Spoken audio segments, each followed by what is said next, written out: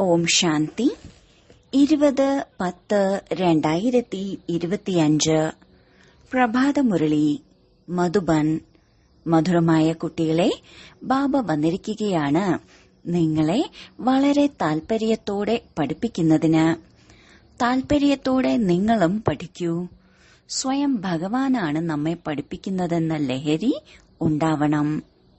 ചോദ്യം: നിങ്ങൾ ബ്രഹ്മകുമാർ കുമാരിമാരുടെ ഉദ്ദേശവും ശുദ്ധ ഭാവനയും എന്താണ്? ഉത്തരം: നിങ്ങളുടെ ഉദ്ദേശമാണ് കൽപ്പത്തിൽ 5000 വർഷം മുൻപെന്ന പോലെ വീണ്ടും ശ്രീമതത്തിലൂടെ വിശ്വത്തിൽ സുഖത്തിന്റെയും ശാന്തിയുടെയും രാജ്യം സ്ഥാപിക്കുക. നിങ്ങളുടെ ശുദ്ധ ഭാവനയാണ് ശ്രീമതത്തിലൂടെ നമ്മൾ മുഴുവൻ വിശ്വത്തിന്റെ സദ്ഗതി ചെയ്യും. നിങ്ങൾ ലഹരിയോടെ പറയുന്നു, നമ്മളെല്ലാവർക്കും സദ്ഗതി നൽകുന്നവരാണ്. നിങ്ങൾക്ക് ബാബയിൽ നിന്ന് ശാന്തിയുടെ ഉപഹാരം ലഭിക്കുന്നു. നരകവാസിയിൽ നിന്ന് സ്വർഗവാസി ആകുന്നത് തന്നെയാണ് പ്രൈസ് നേടൽ. ഓം ശാന്തി. വിദ്യാർത്ഥികൾ എപ്പോൾ പഠിക്കുകയാണെങ്കിലും സന്തോഷത്തോടുകൂടി പഠിക്കുന്നു. ടീച്ചറും വളരെ സന്തോഷത്തോടെ താൽപര്യത്തോടെ പഠിപ്പിക്കുന്നു. ആത്മീയ കുട്ടികൾക്കിത് അറിയാം. പരിധിയില്ലാത്ത ബാബ ടീച്ചറുമാണ്. നമ്മെ വളരെ താൽപര്യത്തോടെ പഠിപ്പിക്കുന്നു. ആ പഠിപ്പിലാണെങ്കിൽ അച്ഛൻ വേറെയാണ്, പഠിപ്പിക്കുന്ന ടീച്ചർ വേറെയാണ്. ചിലരുടെ അച്ഛൻ തന്നെ ടീച്ചറായിരിക്കും. അവർ പഠിപ്പിക്കുകയാണെങ്കിൽ വളരെ താൽപര്യത്തോടെ പഠിപ്പിക്കുന്നു. എന്തുകൊണ്ടെന്നാൽ രക്തബന്ധമുണ്ടാവുമല്ലോ. തന്റേതാണെന്ന് കരുതി വളരെ താൽപര്യത്തോടെ പഠിപ്പിക്കുന്നു. ഈ ബാബ നിങ്ങളെ വളരെ താൽപര്യത്തോടെ പഠിപ്പിക്കുകയാണെങ്കിൽ കുട്ടികളും വളരെ താൽപര്യത്തോടെ പഠിക്കണം. ബാബ നേരിട്ട് പഠിപ്പിക്കുന്നു. ഈ ഒരു തവണയാണ് വന്ന് പഠിപ്പിക്കുന്നത്. കുട്ടികൾക്ക് വളരെയധികം താൽപര്യം ഉണ്ടായിരിക്കണം. ഭഗവാനായ ബാബ നമ്മെ പഠിപ്പിക്കുകയാണ്. അതുപോലെ ഓരോ കാര്യവും നല്ല രീതിയിൽ മനസ്സിലാക്കി തന്നുകൊണ്ടിരിക്കുന്നു. ചില കുട്ടികൾ പഠിക്കുമ്പോൾ ചിന്ത വരുന്നു, ഇതെന്താണ്? ഡ്രാമയിൽ ഈ പോക്കുവരവിന്റെ ചക്രമുണ്ട്. പക്ഷെ ഈ നാടകം രചിച്ചത് എന്തിനാണ്? ഇതിലൂടെ എന്ത് നേട്ടമാണ്? കേവലം ഇങ്ങനെ ചക്രം കറങ്ങിക്കൊണ്ടിരിക്കും. ഇതിൽ നിന്ന് രക്ഷപ്പെടുമെങ്കിൽ നന്നായിരുന്നു. എപ്പോൾ നോക്കിയാലും ഈ 84ന്റെ ചക്രം കറങ്ങിക്കൊണ്ട് തന്നെ ഇരിക്കുന്നു. അതിനാൽ ഇങ്ങനെയുള്ള ചിന്ത വരുന്നു. ഈ പോക്കുവരവിന്റെ ചക്രത്തിൽ നിന്ന് രക്ഷപ്പെടാൻ സാധിക്കാത്ത വിധത്തിൽ എന്തിനാണ് ഭഗവാൻ ഇങ്ങനെ ഒരു കളി രചിച്ചത്? ഇതിൽ നിന്നും മോക്ഷം ലഭിക്കുകയില്ലേ? ഇങ്ങനെ പല കുട്ടികൾക്കും ചിന്തയുണ്ടാവുന്നു. ഈ പോക്കുവരവിൽ നിന്ന്, സുഖദുഃഖത്തിൽ നിന്ന് രക്ഷപ്പെടണം. ബാബ പറയുന്നു, ഇതൊരിക്കലും സംഭവ്യമല്ല. മോക്ഷം നേടുന്നതിനു വേണ്ടി പരിശ്രമിക്കുന്നത് തന്നെ വെറുതെയാണ്. ബാബ മനസ്സിലാക്കി തന്നിട്ടുണ്ട്, ഒരാത്മാവിന് പോലും പാർട്ടിൽ നിന്ന് രക്ഷപ്പെടാൻ സാധിക്കില്ല. ആത്മാവിൽ അവിനാശി പാർട്ട് അടങ്ങിയിരിക്കുന്നു. അത് അനാദി അവിനാശിയാണ്. തികച്ചും കൃത്യമായ അഭിനേതാക്കളാണ്. ഒരാൾ പോലും കൂടുതലും കുറവുമാകാൻ സാധിക്കില്ല. നിങ്ങൾ കുട്ടികൾക്ക് മുഴുവൻ ജ്ഞാനവുമുണ്ട്. ഈ ഡ്രാമയുടെ പാർട്ടിൽ നിന്ന് ആർക്കും രക്ഷപ്പെടാൻ സാധിക്കില്ല. ആർക്കും മോക്ഷം നേടാനും സാധിക്കില്ല. എല്ലാ ധർമ്മത്തിലുള്ളവർക്കും യഥാക്രമം വരിക തന്നെ വേണം. ബാബ മനസ്സിലാക്കി തരുന്നു, ഇതുണ്ടായതും ഉണ്ടാക്കപ്പെട്ടതുമായ അവിനാശിയായ നാടകമാണ്. നിങ്ങളും പറയുന്നുണ്ട്, ബാബ എങ്ങനെയാണ് ഞങ്ങൾ 84ന്റെ ചക്രം കറങ്ങുന്നതെന്ന് ഇപ്പോൾ അറിഞ്ഞു കഴിഞ്ഞു. ഇതും മനസ്സിലായി. ആദ്യം ആരാണോ വരുന്നത് അവർ 84 ജന്മങ്ങൾ എടുക്കും. പിറകെ വരുന്നവർക്ക് തീർച്ചയായും കുറച്ചു ജന്മങ്ങളായിരിക്കും. ഇവിടെയാണെങ്കിലോ പുരുഷാർത്ഥം ചെയ്യണം. പഴയ ലോകത്തിൽ നിന്നും തീർച്ചയായും പുതിയ ലോകം രചിക്കണം. ബാബ ഓരോ കാര്യവും ഇടയ്ക്കിടയ്ക്ക് മനസ്സിലാക്കി തന്നുകൊണ്ടിരിക്കുന്നു. കാരണം പുതിയ പുതിയ കുട്ടികൾ വന്നുകൊണ്ടിരിക്കുകയാണ്. അവർക്ക് മുൻപത്തെ കാര്യം ആര് പഠിപ്പിക്കും? അതിനാൽ ബാബ ഏറ്റവും പുതിയവർക്കായി വീണ്ടും പഴയ പോയിന്റുകൾ ആവർത്തിക്കുന്നു. നിങ്ങളുടെ ബുദ്ധിയിൽ മുഴുവൻ ജ്ഞാനവുമുണ്ട്. തുടക്കം മുതൽ നമ്മൾ എങ്ങനെയാണ് പാർട്ട് അഭിനയിക്കുന്നതെന്ന് അറിയാം. നിങ്ങൾ യഥാർത്ഥ രീതിയിൽ അറിയുന്നു എങ്ങനെയാണ് യഥാക്രമം വരുന്നത്, എത്ര ജന്മങ്ങൾ എടുക്കുന്നു. ഈ സമയം തന്നെയാണ് ബാബ വന്ന് ജ്ഞാനത്തിന്റെ കാര്യങ്ങൾ കേൾപ്പിക്കുന്നത്. സത്യയുഗത്തിൽ തന്നെയാണ് പ്രാപ്തി. ഇത് ഈ സമയം നിങ്ങൾക്ക് തന്നെയാണ് മനസ്സിലാക്കി തരുന്നത്. ഗീതയിലും ആരംഭത്തിലും അവസാനത്തിലും ഈ കാര്യം വരുന്നുണ്ട്. മന്മന ഭവ. പദവി നേടുന്നതിന് വേണ്ടി പഠിപ്പിക്കുന്നു. നിങ്ങൾ രാജാവാകുന്നതിന് വേണ്ടി ഇപ്പോൾ പുരുഷാർത്ഥം ചെയ്യുകയാണ്. മറ്റ് ധർമ്മത്തിലുള്ളവർക്കും മനസ്സിലാക്കി കൊടുക്കുന്നു. അവർ യഥാക്രമത്തിൽ വരുന്നു. ധർമ്മസ്ഥാപകരുടെ പിന്നാലെ ബാക്കി എല്ലാവർക്കും വരേണ്ടി വരുന്നു. അവർക്ക് രാജപദവിയുടെ കാര്യമില്ല. ഒരേ ഒരു ഗീതാശാസ്ത്രത്തിന് മാത്രമാണ് വളരെ മഹിമയുള്ളത്. ഭാരതത്തിൽ തന്നെയാണ് ബാബ വന്ന് കേൾപ്പിക്കുന്നതും എല്ലാവരുടെയും സദ്ഗതി ചെയ്യുന്നതും. ആ ധർമ്മസ്ഥാപകർ ആരാണോ വരുന്നത്, അവർ മരിച്ച ശേഷം വലിയ വലിയ തീർത്ഥസ്ഥാനങ്ങൾ പണിയുന്നു. വാസ്തവത്തിൽ എല്ലാവരുടെയും തീർത്ഥസ്ഥാനം പരിധിയില്ലാത്ത ബാബ വരുന്ന ഈ ഭാരതം തന്നെയാണ്. ബാബ ഭാരതത്തിൽ തന്നെയാണ് വന്ന് എല്ലാവരുടെയും സദ്ഗതി ചെയ്യുന്നത്. ബാബ പറയുന്നു, എന്നെ ലിബറേറ്റർ, ഗൈഡ് എന്നെല്ലാം പറയാറുണ്ടല്ലോ. ഞാൻ നിങ്ങളെ ഈ പഴയ ലോകത്തിന്റെ ദുഃഖത്തിൽ നിന്നും മോചിപ്പിച്ച് ശാന്തിധാമം, സുഖധാമത്തിലേക്ക് കൂട്ടിക്കൊണ്ടു പോകുന്നു. കുട്ടികൾക്കറിയാം, ബാബ നമ്മെ ശാന്തിധാമം, സുഖധാമത്തിലേക്ക് കൊണ്ടുപോകും. ബാക്കി എല്ലാവരും ശാന്തിധാമത്തിൽ പോകും. ബാബ വന്ന് ദുഃഖത്തിൽ നിന്ന് മോചിപ്പിക്കുന്നു. ബാബയ്ക്ക് ജനന മരണമില്ല. ബാബ വരും, പിന്നീട് തിരിച്ചു പോകും. ബാബ മരിച്ചുപോയി എന്നൊരിക്കലും പറയില്ല. ശിവാനന്ദനെക്കുറിച്ച് പറയും, ശരീരം ഉപേക്ഷിച്ചു, പിന്നീട് ക്രിയാകർമ്മം ചെയ്യുന്നു. ഈ ബാബ പോയി കഴിഞ്ഞാൽ പിന്നെ ഇവരുടെ ക്രിയാകർമ്മം, ചടങ്ങ് മുതലായവയൊന്നും തന്നെ ചെയ്യുന്നില്ല. ബാബയുടെ വരവ് തന്നെ അറിയാൻ പറ്റില്ല. ക്രിയാകർമ്മം മുതലായവയുടെ കാര്യം തന്നെ ഇല്ല. ബാക്കി എല്ലാ മനുഷ്യരുടെയും ക്രിയാകർമ്മം ചെയ്യുന്നു. ബാബയുടെ ക്രിയാകർമ്മം നടത്താറില്ല. ബാബയ്ക്ക് ശരീരം തന്നെ ഇല്ല. സത്യുഗത്തിൽ ഈ ജ്ഞാനം, ഭക്തിയുടെ കാര്യങ്ങൾ ഉണ്ടായിരിക്കില്ല. ഇത് ഇപ്പോഴാണ് നടക്കുന്നത്. ബാക്കി എല്ലാവരും ഭക്തി തന്നെയാണ് പഠിപ്പിക്കുന്നത്. പകുതി കൽപ്പം ഭക്തിയാണ്.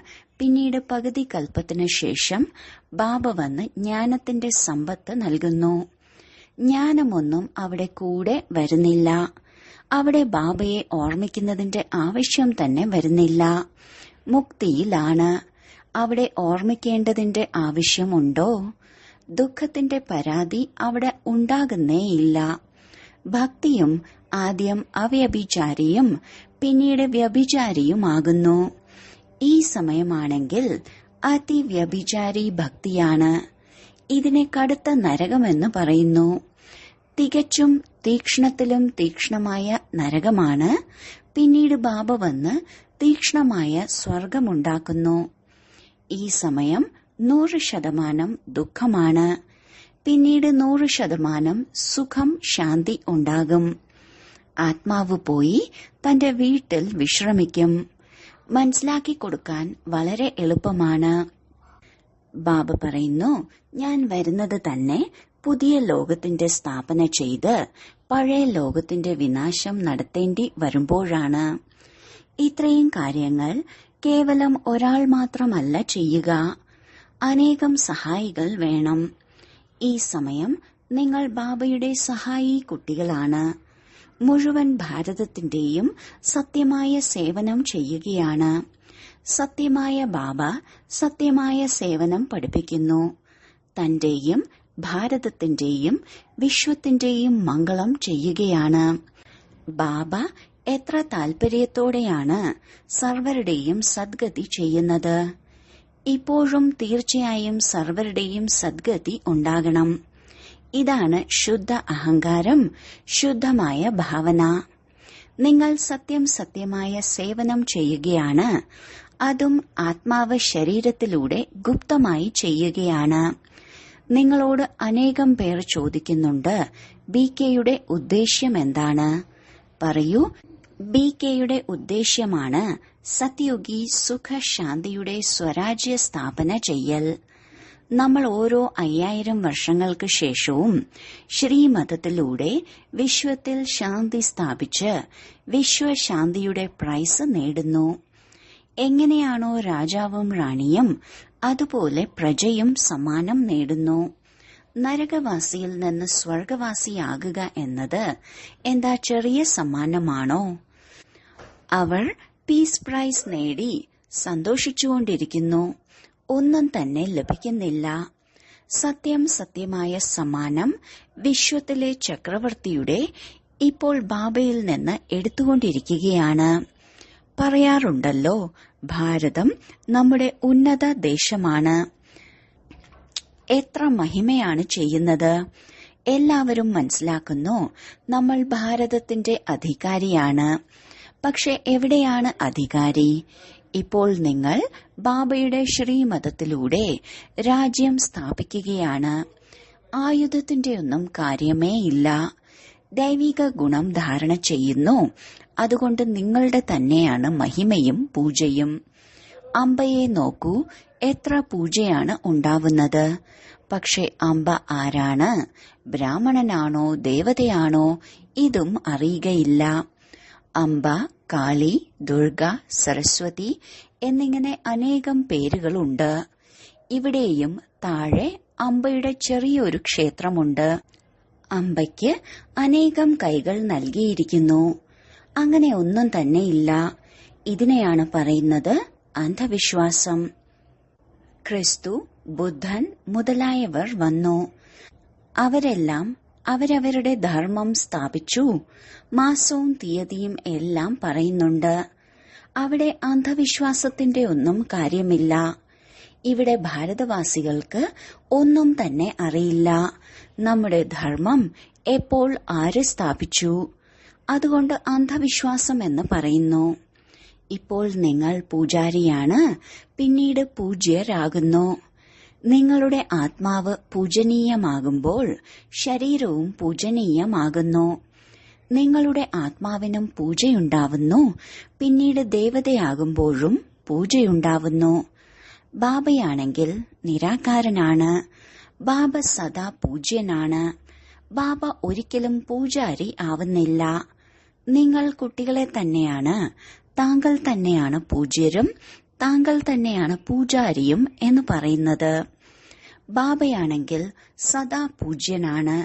ഇവിടെ വന്ന് ബാബ സത്യമായ സേവനം ചെയ്യുന്നു. എല്ലാവർക്കും സദ്ഗതി നൽകുന്നു. ബാബ പറയുകയാണ്, ഇപ്പോൾ സ്വയം ആത്മാവാണെന്ന് മനസ്സിലാക്കി എന്നെ മാത്രം ഓർമ്മിക്കൂ. വേറെ ഒരു ദേഹധാരിയെയും ഓർമ്മിക്കരുത്. ബാബ നിങ്ങൾക്ക് ഹംസോയുടെ അർത്ഥവും മനസ്സിലാക്കി തന്നിട്ടുണ്ട്. അവരാണെങ്കിൽ പറയുകയാണ്, ശിവോഹം, ആത്മാവ് തന്നെയാണ് പരമാത്മാവ്. ഇപ്പോൾ ബാബ തെറ്റ് തിരുത്തി പറഞ്ഞു തന്നു. ഇനി തീരുമാനിക്കൂ, ഭക്തിമാർഗത്തിൽ ശരിയായതാണോ കേട്ടത്, അതോ നമ്മൾ പറയുന്നതാണോ ശരി? ഹംസോയുടെ അർത്ഥം വളരെ വിസ്താരമുള്ളതാണ്. നമ്മൾ തന്നെയാണ് ബ്രാഹ്മണർ, ദേവത, ക്ഷത്രിയർ. ഇപ്പോൾ ഹംസോയുടെ അർത്ഥം ഏതാണ് ശരി? ഞാൻ ആത്മാവ് ചക്രത്തിൽ അങ്ങനെ വരുന്നു. വിരാട്ട രൂപത്തിന്റെ ചിത്രവുമുണ്ട്. ഇതിൽ ബ്രാഹ്മണർക്കും ബാബയ്ക്കും കുടുംബ കാണിക്കുന്നില്ല. ദേവതകൾ എവിടെ നിന്ന് വന്നു? ജന്മം എവിടെ നിന്നുമുണ്ടായി? കലിയുഗത്തിലാണെങ്കിൽ ശൂദ്രവർണമാണ്. സത്യയുഗത്തിൽ പെട്ടെന്നെങ്ങനെ ദേവതാവർണ്ണമുണ്ടായി? ഒന്നും മനസ്സിലാക്കുന്നില്ല. ഭക്തിമാർഗത്തിൽ എത്രയാണ് മനുഷ്യർ കുടുങ്ങിക്കൊണ്ടിരിക്കുന്നത്. ചിലർ ഗ്രന്ഥം പഠിച്ചു, ചിന്ത വന്നു, ക്ഷേത്രമുണ്ടാക്കി. മതി, പിന്നെ ഇരുന്ന് ഗ്രന്ഥം കേൾപ്പിക്കും. അനേകം പേർ വരുന്നു, അനേകം ഫോളോവേഴ്സ് ഉണ്ടാകുന്നു. ഫലമൊന്നും തന്നെ ഉണ്ടാവുന്നില്ല. അനേകം കടകൾ തുറക്കുന്നു. ബ്രഹ്മതത്വം വസിക്കാനുള്ള സ്ഥാനമാണ്. അതിനാൽ ബാബ മനസ്സിലാക്കി തരികയാണ് എത്ര വലിയ തെറ്റാണ് ചെയ്തിരിക്കുന്നത്. ഇതെല്ലാം ഭ്രമമാണ്. ഞാൻ വന്ന് എല്ലാ ഭ്രമവും ദൂരീകരിക്കുന്നു. ഭക്തിമാർഗത്തിൽ പറയുന്നുമുണ്ട്, അല്ലയോ പ്രഭു, അങ്ങയുടെ ഗതിയും വഴിയും വേറിട്ടതാണ്. ഗതിയൊന്നും ആർക്കും ചെയ്യാൻ പറ്റില്ല. നിർദ്ദേശങ്ങളാണെങ്കിൽ അനേകാനേകം ലഭിക്കുന്നു. ഇവിടുത്തെ മതം എത്ര അത്ഭുതമാണ് ചെയ്യുന്നത്. മുഴുവൻ വിശ്വത്തെയും മാറ്റുന്നു. ഇപ്പോൾ നിങ്ങൾ കുട്ടികളുടെ ബുദ്ധിയിലുണ്ട്, ഇത്രയും ധർമ്മങ്ങൾ എങ്ങനെ വരുന്നു? പിന്നീട് ആത്മാക്കൾ എങ്ങനെയാണ് അവരവരുടെ സെക്ഷനിൽ പോയിരിക്കുന്നത്? ഇതെല്ലാം ഡ്രാമയിൽ അടങ്ങിയിട്ടുള്ളതാണ്. ഇതും കുട്ടികൾക്കറിയാം. ദിവ്യദൃഷ്ടി ദാതാവ് ഒരേ ഒരു ബാബ മാത്രമാണ്. ബാബയോട് പറയുകയാണ്, ഈ ദിവ്യദൃഷ്ടിയുടെ താക്കോൽ ഞങ്ങൾക്ക് നൽകുകയാണെങ്കിൽ ഞങ്ങൾ ആർക്കെങ്കിലും സാക്ഷാത്കാരം ചെയ്യിക്കാം. പറയുകയാണ്, ഇല്ല, ഈ താക്കോൽ ആർക്കും ലഭിക്കുക സാധ്യമല്ല. അതിനു പകരം നിങ്ങൾക്ക് പിന്നീട് വിശ്വത്തിന്റെ ചക്രവർത്തി പദവി നൽകാം. ഞാൻ എടുക്കുന്നില്ല. എന്റെ പാർട്ട് സാക്ഷാത്കാരം ചെയ്യിക്കുന്നതിന്റേതാണ്. സാക്ഷാത്കാരം ഉണ്ടാകുന്നതിലൂടെ വളരെ സന്തോഷിക്കുന്നു. ഒന്നും തന്നെ ലഭിക്കുന്നുമില്ല. സാക്ഷാത്കാരത്തിലൂടെ ആരെങ്കിലും നിരോഗിയായി മാറുകയോ അല്ലെങ്കിൽ ധനം ലഭിക്കുകയോ ചെയ്യുന്നില്ല. മീരയ്ക്ക് സാക്ഷാത്കാരമുണ്ടായി, പക്ഷേ മുക്തി ലഭിച്ചില്ല. മനുഷ്യർ മനസ്സിലാക്കുന്നു അവർ വസിക്കുന്നത് തന്നെ വൈകുണ്ഠത്തിലാണ്. പക്ഷെ വൈകുണ്ഠം കൃഷ്ണപുരി എവിടെയാണ്? ഇതെല്ലാം സാക്ഷാത്കാരമാണ്. ബാബ ഇരുന്ന് എല്ലാ കാര്യങ്ങളും മനസ്സിലാക്കി തരുന്നു. ബ്രഹ്മബാബയ്ക്കും ആദ്യമാദ്യം വിഷ്ണുവിന്റെ സാക്ഷാത്കാരം ഉണ്ടായി. വളരെയധികം സന്തോഷമുണ്ടായി. അദ്ദേഹവും അപ്പോൾ കാണുകയാണ്, ഞാൻ മഹാരാജാവാകുന്നു. വിനാശവും കണ്ടു, പിന്നീട് രാജ്യഭാഗ്യവും കണ്ടു. അപ്പോൾ നിശ്ചയമുണ്ടായി, ഓഹോ, ഞാൻ വിശ്വത്തിന്റെ അധികാരിയായി മാറുന്നു. ബാബയുടെ പ്രവേശനമുണ്ടായി. അത്രമാത്രം. ബാബ, ഇതെല്ലാം അങ്ങെടുത്തോളൂ. എനിക്കാണെങ്കിൽ വിശ്വത്തിന്റെ ചക്രവർത്തി പദവിയാണ് ആവശ്യം. നിങ്ങളും ഈ കച്ചവടത്തിനാണല്ലോ വന്നത്. ആരാണോ ജ്ഞാനമെടുക്കുന്നത് പിന്നീട് അവരുടെ ഭക്തി ഇല്ലാതാകുന്നു. ശരി, വളരെ കാലത്തെ വേർപാടിനു ശേഷം തിരികെ കിട്ടിയ മധുരമധുരമായ സന്താനങ്ങൾക്ക് മാതാവും പിതാവുമായ ബാബ്ദാദയുടെ സ്നേഹസ്മരണകളും പുലർക്കാല വന്ദനവും. ആത്മീയ പിതാവിന്റെ ആത്മീയ കുട്ടികൾക്ക് നമസ്കാരം. ധാരണയ്ക്കുള്ള മുഖ്യസാരം: 1. ദൈവിക ഗുണങ്ങൾ ധാരണ ചെയ്ത് ശ്രീമതത്തിലൂടെ ഭാരതത്തിന്റെ സത്യമായ സേവനം ചെയ്യണം. തന്റെയും ഭാരതത്തിന്റെയും മുഴുവൻ വിശ്വത്തിന്റെയും മംഗളം വളരെ വളരെ താൽപര്യത്തോടെ ചെയ്യണം. 2. ഡ്രാമയുടെ അനാദി അവിനാശി പാർട്ടിനെ യഥാർത്ഥമായി മനസ്സിലാക്കി ഒരിക്കലും സമയം നഷ്ടപ്പെടുത്തുന്ന പുരുഷാർത്ഥം ചെയ്യരുത്. വ്യർത്ഥമായ ചിന്തകൾ പോലും ഉണ്ടാവരുത്. വരദാനം: ദീപരാജനായ ബാബയിൽ നിന്നും സദാ പ്രകാശത്തിന്റെ ആശംസകൾ നേടിക്കൊണ്ടിരിക്കുന്ന അമരന്മാരായി ഭവിക്കട്ടെ. ഭക്തർ താങ്കൾ ചൈതന്യ ദീപങ്ങളുടെ ഓർമ്മചിഹ്നമായി ചൈതന്യമില്ലാത്ത ദീപങ്ങളെ ദീപമാലയായി തെളിയിക്കുന്നു. താങ്കൾ ഉണർന്നിരിക്കുന്ന ചൈതന്യ ദീപങ്ങൾ ബാലകരായി മാറി ദീപങ്ങളുടെ യജമാനനുമായി മംഗളകരമായ കൂടിക്കാഴ്ച നടത്തിക്കൊണ്ടിരിക്കുന്നു. ബാബ്ദാദ താങ്കൾ കുട്ടികളുടെ നെറ്റിയിൽ തിളങ്ങുന്ന ദീപത്തെയാണ് കാണുന്നത്. താങ്കൾ അവിനാശിയും അമരന്മാരുമായ ജ്യോതി സ്വരൂപരായ കുട്ടികൾ ദീപരാജനായ ബാബയിൽ നിന്നും ആശംസകൾ സ്വീകരിച്ചുകൊണ്ട് സദാ അമരന്മാരായി ഭവിക്കട്ടെ, അതായത് അമർ ഭവ എന്ന വരദാനം പ്രാപ്തമാക്കുന്നു. ദീപരാജനായ ബാബയുടെയും ദീപറാണിമാരുടെയും ഓർമ്മചിഹ്നമാണ് ദീപാവലി. സ്ലോഗൻ: ഞാനും ബാബയും കമ്പൈൻഡായി ഇരിക്കുകയാണെങ്കിൽ മൂന്നാമതൊരു കാര്യത്തിനും അതിനെ വേർപിരിക്കാനാവില്ല. അവ്യക്ത സൂചന: സ്വയത്തിനും വേണ്ടി സർവർക്കും വേണ്ടി മനസ്സുകൊണ്ട് യോഗത്തിന്റെ ശക്തികളുടെ പ്രയോഗം ചെയ്യൂ. വർത്തമാന സമയത്ത് സർവാത്മാക്കളും പ്രത്യക്ഷ ഫലം അഥവാ പ്രാക്ടിക്കൽ പ്രൂഫ് കാണാനാണ് ആഗ്രഹിക്കുന്നത്. അതിനാൽ ശരീരം, മനസ്സ്, കർമ്മം, സംബന്ധ സമ്പർക്കങ്ങൾ എന്നിവയിൽ സൈലൻസിന്റെ ശക്തിയുടെ പ്രയോഗം ചെയ്തു നോക്കൂ. ശാന്തിയുടെ ശക്തിയിലൂടെ താങ്കളുടെ സങ്കല്പങ്ങൾക്ക് വയർലെസ്സിനേക്കാൾ സ്പീഡിൽ ഏതൊരു ആത്മാവിലേക്കും എത്തിച്ചേരാനാകും.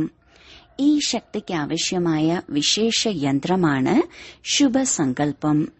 ശുഭസങ്കല്പങ്ങളാകുന്ന യന്ത്രത്തിലൂടെ എന്താഗ്രഹിക്കുന്നുവോ അത് യാഥാർത്ഥ്യമാകുന്നത് കാണാൻ കഴിയും. ഓം ശാന്തി.